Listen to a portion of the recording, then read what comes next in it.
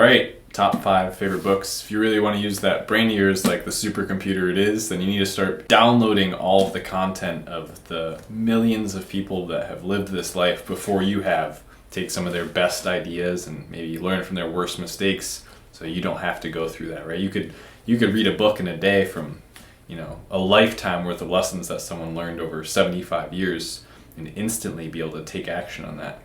So let's get into it here. The first book here these aren't in order of least to greatest or anything. I don't really think it works that way with books. But we have Principles by Ray Dalio. It's a fantastic book. If I could say you had to read one book that's going to change your business, change the way that you work, your efficiency, the way that you think about life in general, this is that book. Okay, this book got me into meditation, changed the way I act. It changed how mindful I am. So what I'm going to do is I'm going to read a little chapter out of here. There is nothing more important than understanding how reality works and how to deal with it. The state of mind you bring to this process makes all the difference. I have found it helpful to think of my life as if it were a game in which each problem I face is a puzzle that I need to solve. By solving the puzzle, I get a gem in the form of a principle that helps me avoid the same sort of problem in the future. Okay, just a short little excerpt there from the principle chapter called Embrace Reality and Deal with It. Okay, I think a lot of people need to embrace reality and deal with it. Okay, everyone's always trying to make things sound better than they are, avoid situations, right? I think there's something to be learned from owning up to your mistakes, saying, you know what, maybe that decision I made wasn't the best, but what can I learn from that so that I can collect that gem, which is a principle that in the future when I come across the same event, I'll be able to deal with it more effectively. That's one of the many things I learned from Principles by Ray Dalio. All right, moving on to the next one, just keeping it short here. We're going to be going over Unlimited Power by Tony Robbins. Okay, Tony Robbins is of course a massive influencer in the space of business and self-help. I've been reading his books. It's one of the first self-help books I ever read. Unlimited Power. I also like Awaken the Giant Within. I was between choosing either one of these. I actually gave away my copy of Awaken the Giant Within. That's how good. I just gave it to someone because I thought they could use it, and this is the one I had, so we ended up going with this one. But yeah, it's a fantastic book. This book basically, I think this would be a perfect book for you if you didn't really know where to get started with reading. You maybe are lacking confidence in business or just in yourself in general. Okay, this is going to be a fantastic book for you. Let's read a little excerpt from this one. All right, so this is probably one of my favorite chapters in this whole book. My girlfriend and I have both read this book, and we both agree that this is true. Can't argue with this one, so we're going to give this a read here. It is our belief that determines how much of our potential we'll be able to tap.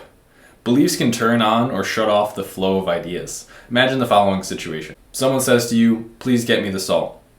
As you walk into the next room, you say, "But I don't know where it is." After looking for a few minutes, you call out, "I can't find the salt."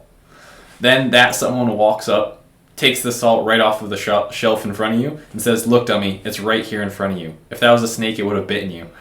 When you said, "I can't," you gave your brain a command not to see the salt. In psychology, we call that a scotoma. Remember, every human experience, everything you've ever said, seen, heard, felt, smelled, or tasted is stored in your brain. When you congruently say you cannot remember, you're right. When you congruently say you can, you give a command to your nervous system that opens up the pathways to the part of your brain that can potentially deliver the answers you need. And then it goes on to quote, "They can because they think they can," by Virgil. So that's one of my favorite paragraphs in this whole book, literally. And it's happened to myself several times, right? You're looking for something. I'm sure we can all relate to this. Hey, I can't find it, right? I can't find it. Someone walks over, it's right here, right? It was right in front of you the whole time. By saying that you can't, by truly believing that you can't find it, you just instantly crush out the possibility of finding it. Your brain just stops trying to look for that item. Okay, it could literally be right in front of you, and you said, "I can't find the salt," so even if you read the word salt subliminally, your eyes went over it, you can't find that thing, right? So that's a really powerful message. Again, it's a fantastic book for anyone, okay? Everyone can always forget how amazing they are.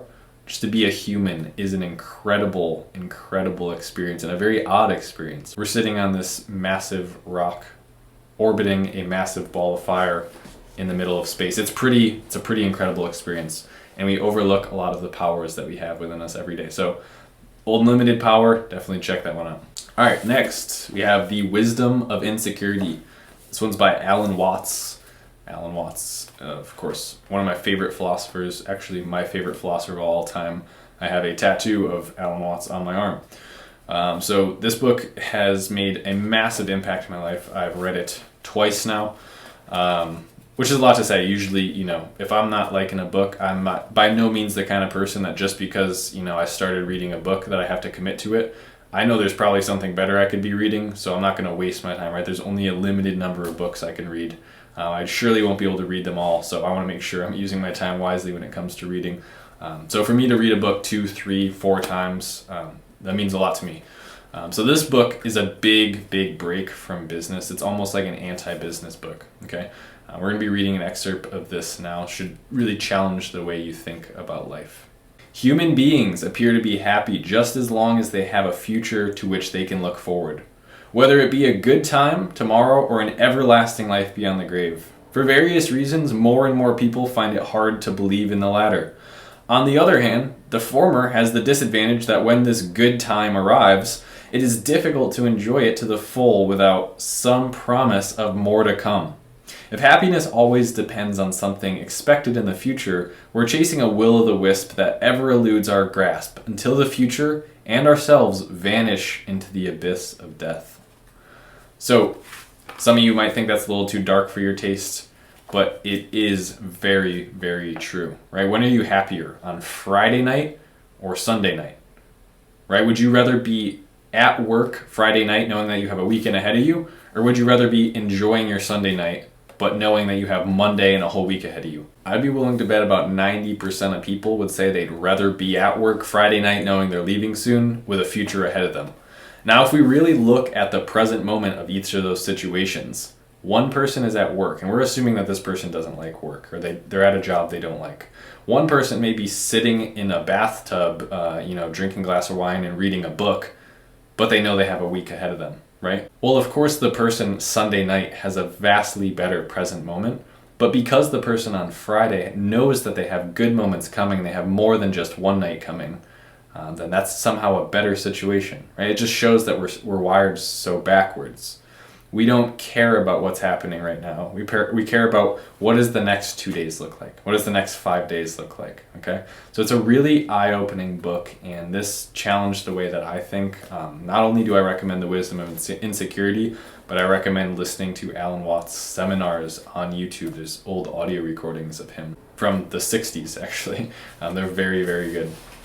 All right, so moving on to the next one, we have The One Thing by Gary Keller. This is a fantastic book, and I think a lot of people can really benefit from this one. I know I said principles if you could only read one business book, but if you're struggling with managing, scaling your business, this is the one for you, right? If you just can't figure out how to be productive, this is a massive advantage to read this book. Okay, so the whole premise of this book is that you only need to focus on one thing at a time, even if that's to the detriment of other things in your life, okay?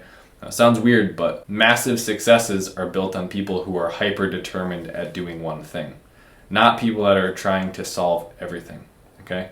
I always laugh when I hear someone say, oh, I want to be an actor, but I also want to be a doctor. Not going to happen, okay? You can be a shitty actor and a good doctor, or you could be a horrible doctor, which you can't really be a horrible doctor. I guess you could, but that shouldn't be something that exists. And you could be a good actor, okay? You really need to drill down on one thing and be excellent at what you do. So this is a fantastic book for solving any kind of, it's really good at like time blocking, for instance. Set a time, turn off the email, turn off the phone, do your work, and only focus on your work. Okay, let's read a little paragraph here. All right, think big. Avoid incremental thinking that simply asks, what do I do next? This is at best the slow lane to success, and at worst the off-ramp. Ask bigger questions. A good rule of thumb is to double down everywhere in your life. If your goal is 10, ask the question, how can I reach 20? Set a goal so far above what you think you'll be building a plan that practically guarantees your original goal. Act bold. Big thoughts go nowhere without bold action.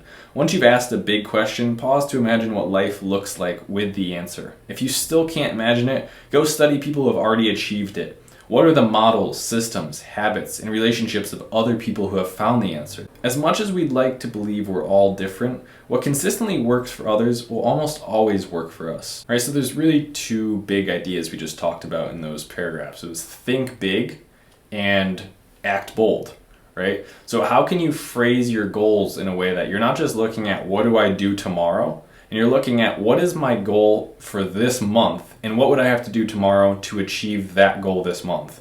And if my goal this month was to make 1,000 sales on Amazon, how can I structure what I'm doing now so that I make 2,000 sales on Amazon?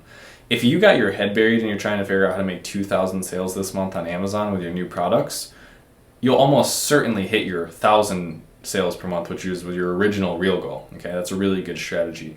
And then of course act bold, but you have to back that up with action. And everyone's going, yeah, but what if I fail? There's something I wanted to read to you just about that, okay? Don't fear failure. It's as much a part of your journey to extraordinary results as success. Adopt a growth mindset and don't be afraid of where it can take you. Extraordinary results aren't built solely on extraordinary results. They're built on failure too. In fact, it would be accurate to say that we fail our way to success. When we fail, we stop and ask what we need to do to succeed. Learn from our mistakes and grow. Don't be afraid to fail. See it as part of your learning process and keep striving for your true potential. Don't let small thinking cut your life down to size. Think big, aim high, act bold, and see just how big you can blow up your life. Really good book. That's The One Thing by Gary Keller.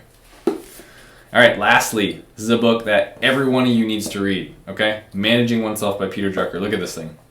It's an absolutely tiny little book, okay? This is a fantastic book. The big version is like 50 pages, but if you get the small version, it's a little bit longer, so it feels like a little bit more of a book. So the main point of this book is exactly what it sounds like, managing oneself. This book is aimed at figuring out who you are and how you operate so that you no longer make mistakes about how to operate, right? So you could think of this like the user manual to being a human being that's interested in business, okay? Or in anything really. This is more of a self-help. It's really geared towards business. It's a business book, but it could work for anything, okay? So let's read a little bit from this. How do I learn? The second thing to know about how one performs is to know how one learns. Many first-class writers, Winston Churchill is but one example, do poorly in school. They tend to remember their schooling as pure torture, yet a few of their classmates remember it the same way. They may not have enjoyed the school very much, but the worst they suffered was boredom. The explanation is that writers do not, as a rule, learn by listening and reading. They learn by writing. Because schools do not allow them to learn this way, they get poor grades. Schools everywhere are organized on the assumption that there's only one right way to learn, and that is the same way for everybody. But to be forced to learn that way a school teaches is sheer hell for students who learn differently. Indeed, there are probably half a dozen different ways to learn. There are people, like Churchill, who learn by writing. Some people learn by taking copious notes. Beethoven, for example, left behind an enormous number of sketchbooks, yet he said he never actually looked at them when he composed.